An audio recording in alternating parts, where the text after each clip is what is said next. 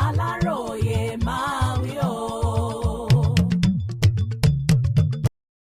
Àwọn eléyìí ṣe pàṣípààrọ̀ ìyàwó làwọn agbófinró bá mú wọn. Ọwọ́ àwọn ẹ̀ṣọ́ aláàbò Hisbah ẹ̀ka ti ìpínlẹ̀ Bauchi ti tẹ àwọn ọkùnrin 7 kan lórí ẹ̀sùn wípé wọ́n ṣe pàṣípààrọ̀ ìyàwó tí wọ́n fẹ́ sílé. Malamu Ridwan Muhammed Kahiran tó jẹ́ alákòóso fún ẹ̀ṣọ́ ààbò yìí iná ló fìdí ìṣẹ̀lẹ̀ ọ̀hún múlẹ̀ lásìkò tó ń bá àwọn oníròyìn kan sọ̀rọ̀ láìpẹ́ yìí. Kahiran ní àwọn tọ́wọ́ tẹ̀ ọ̀hún ni wọ́n wà nínú ẹgbẹ́ kan tí wọ́n ń pè ní Wudadu èyí tó fìkàlẹ̀ sí ìjọba ìbílẹ̀ Azari ní ìpínlẹ̀ Bauchi. Ó ní àwọn èèyàn kan ni wọ́n wá fẹjọ́ àwọn ọkùnrin 7 náà sùn lọ́dọ̀ àwọn wípé wọ́n ń ṣe pàṣípààrọ̀ àwọn ìyàwó tí wọ́n ń fẹ́ láàrin ara wọn tí wọ́n sì ń bá wọn sùn lẹ́yìn tí wọ́n ti ṣe bẹ́ẹ̀ tán.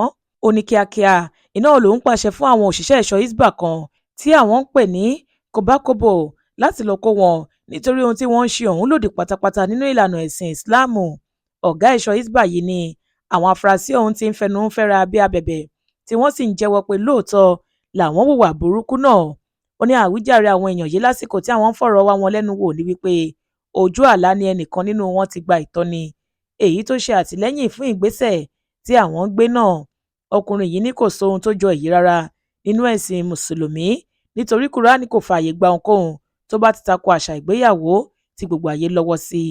Ó gba àwọn èèyàn nímọ̀ràn ní ìparí ọ̀rọ̀ rẹ̀ láti máa kíyèsára kí wọ́n sì yàgò fún gbígba àwọn ẹ̀kọ́ ẹ̀sìn tó lè mú wọn ṣìnà sí i. Olórí ẹgbẹ́ Wudadu Malamu Sagir Bashir nínú ọ̀rọ̀ tirẹ̀ ní gbogbo ìgbà làwọn máa ń kìlọ̀ fáwọn ọmọ ẹgbẹ́ àwọn lórí àwọn ìwà tó lè dojú tì ní tí wọ́n hù ṣùgbọ́n tí ọ̀pọ̀ nínú wọn kọ etí ikún sí ìmọ̀ràn náà. Bashir ní ṣe làwọn mọ̀ọ́mọ̀ lọ fẹjọ́ àwọn èèyàn ọ̀hún sun àwọn Hisbah láti lè dáàbò bo orúkọ ẹgbẹ́ àwọn tí wọ́n fẹ́ bàjẹ́ mọ́ àwọn lọ́wọ́. Olúṣèyẹ Ìyèadé ló ṣe àkójọpọ̀ ìròyìn yìí fún ìkànnì Aláròyé Online TV.